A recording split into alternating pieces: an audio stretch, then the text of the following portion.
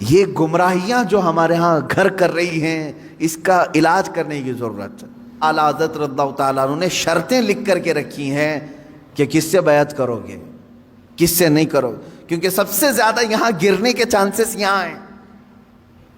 یہاں اندھا دھند یقین کیا جاتا ہے، پیر کی بات پر ایسے آنکھ بند کر کے یقین کرنے کا رواج ہے ہمارے درمیان۔ اس لیے شیطان اس چور راستے سے اندر آتا ہے کہ سارے مریدین آمنا صدقنا کہیں گے۔ میرے عزیزو، یہ بات میں اپنے لیے بھی کہتا ہوں، آج اگر مجھ سے بھی کوئی بیعت ہے، میرے ہر اس مرید سے بھی میں یہ کہوں گا، اس وقت تک تمہاری بیعت قائم ہے جب تک میں شریعت پر قائم ہوں۔ جب تک میں شریعت پر قائم ہوں اس وقت تک تمہاری بیعت قائم ہے۔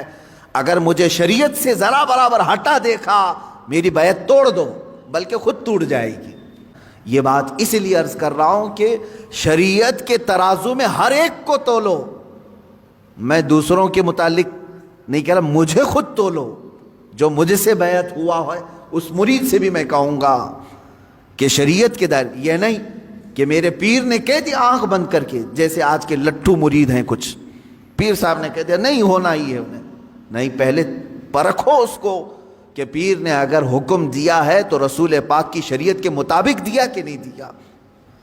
مفتی اعظم ہند رضی اللہ تعالیٰ عنہ اپنے ایک مرید کو ٹکٹ لانے کے لیے بھیجے اور وہ ظہر کی نماز قضا کر گیا۔ عصر کے ٹائم پر پہنچا تو سب سے پہلے مرید سے یہ پوچھا کہ ظہر پڑھی تھی کہ نہیں پڑھی تھی، ظہر تھی یا جمعہ کی تھی؟ اس نے کہا لائن میں لگا تھا، چھوڑ کے جاتا تو پھر لائن ٹوٹ جاتی اور ٹکٹ بھی نہیں ملتا، آپ کا چھوٹ گئی۔ تو آپ نے جلال کا اظہار کیا، ٹکٹ پھینک دیا۔ یہ پیر و مرشد ہے۔ اور مرید سے یہ کہا تو نے اتنا بڑا گناہ کیا کہ میری فرما برداری کرنے کی غرض سے اللہ کی نافرمانی کر گیا۔ یہ ہوتا ہے پیر۔ ہمیشہ یہ یاد رکھنا کہ پیر کی حکم بجاوری کے غرض سے کہیں ایسا نہ ہو جائے کہ اللہ کی نافرمانی ہو جائے۔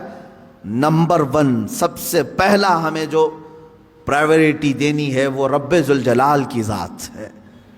حتیٰ کہ میں نے ایک روایت یہ بھی سنی، بڑے بزرگ عالم دین ہیں، میرے والد گرامی خود سرکار مفتی اعظم ہند سے بیعت فرماتے ہیں، ایک بار آپ تشریف لائے تھے ایک مدرسے میں، نماز پڑھ رہے تھے ظہر کی، گرمیوں کے دن تھے، علامہ صاحب نے بھی اس کو بیان کیا ہے۔ فرماتے ہیں کہ پیچھے وہ پنکھا لے کر کے جل رہے تھے، گرمی ہو رہی ہے، نماز پڑھ رہے تھے۔ مفتی اعظم ہند رحمۃ اللہ تعالی، میں سچے پیروں کی بات کر رہا ہوں میرے عزیز، سلام پھیر کر کے اس کا پنکھا کھینچا اور پھینک دیا اور کہا کیا کر رہے ہو؟ کہا حضور گرمی سے پسینے میں آپ شرابور ہیں، میں ہوا کر رہا تھا۔ تو آپ نے کیا فرمایا جانتے ہیں؟ کہتے ہیں میں خود اللہ کی عبادت میں تھا، اللہ بادشاہ اعظم ہے اور اس کی عبادت کرنے کے وقت بندہ غلام ہے، کیا یہ کسی غلام کے لیے لائق ہو سکتا ہے کہ غلام کی بھی خدمت کی جا رہی ہو؟ جب وہ بادشاہ کی عبادت میں لگا ہو تو غلام کی خدمت ہونی چاہیے۔ یہ فرسٹ پرائیورٹی اللہ رب العزت کی ذات کو دینے کا تصور ہم نے سچے پیروں سے سیکھا ہے۔ یہ نہیں کہ نماز چھوڑو، پیر کی عبادت میں لگا ہے، سب جنت دلا دے گا۔ کہاں کی جنت دلائے گا؟ کون سی جنت دلائے گا؟ بہت سارے پیروں نے اپنے مریدوں کی نمازوں کو برباد کر رکھا ہے، کہا نہیں تمہیں کیا ضرورت ہے، میں سب بخشوا دوں گا، سب بخشوا دوں گا۔ جو پیر ایسا کہتا ہے اسے قبرستان لے کر کے جاؤ، جو بھی مرید مرے اس کے ساتھ دفن کرو، اسے بٹھاؤ اس کے ساتھ، منکر نکیر آنے والے پیر صاحب بیٹھو یہاں پر، جب تک پورا حل نہیں ہوگا اٹھ کر کے نہیں جانا، دیکھتے ہیں تمہیں یہ قبرستان تک نہیں جا سکیں گے۔ حشر کے معاملات بہت سخت ہیں، جہاں نوح علیہ السلام ڈر رہے ہیں، موسیٰ علیہ السلام ڈر رہے ہیں قیامت کے دن، پیر صاحب کہتے ہیں میں بخشوا دوں گا، اور یہاں صبح سے شام تک عورتوں کی بھیڑ میں بیٹھا ہوا پیر وہ کہتا ہے میں سب کی بخشش کروا دوں گا۔ عورتوں ہاں مرید کرنا جائز ہے عورتوں کے لیے، لیکن مصافحہ، بدن دبانا، مالش کروانا، یہ چیز ہرگز ہرگز شریعت کی اجازت نہیں دی جاتی۔ ایسے سارے لوگوں کی میں تردید کرتا رہوں گا، اس لیے کہ اپنی قوم پہچانے۔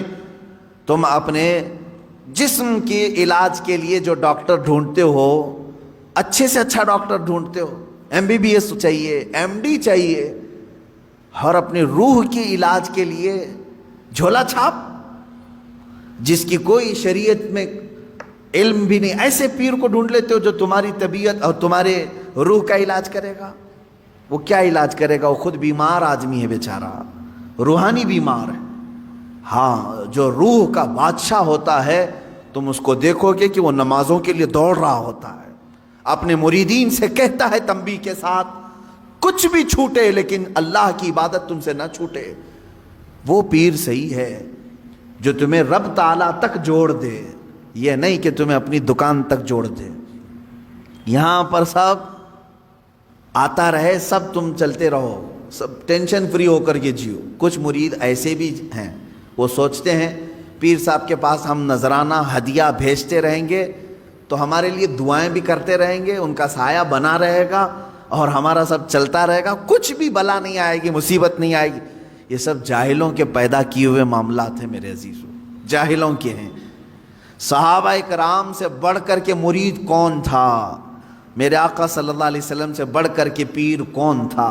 اس کے باوجود رسول کریم صلی اللہ تعالیٰ علیہ وسلم سے صحابہ کرام کے اتنے گہرے تعلق کے باوجود مجھے بتائیں کبھی کسی صحابی کو حضور نے کہا ہو چھوڑ دو نمازیں، میں ہوں نا؟ کسی سے کہا ہو؟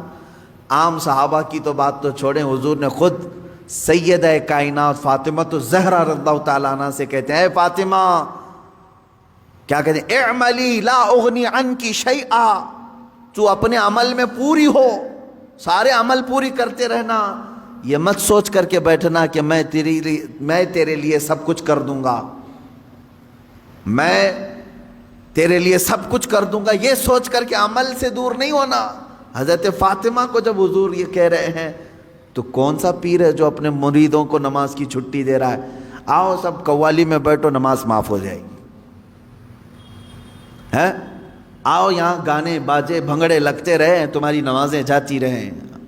معاذ اللہ رب العالمین ان شیاطین الانس کو سمجھیں جو انسانوں کے شیطان ہیں، انسانوں میں سے آئے ہوئے شیطان ہیں جو در حقیقت اس راستے سے اللہ سے بندوں کو دور کر رہے ہیں۔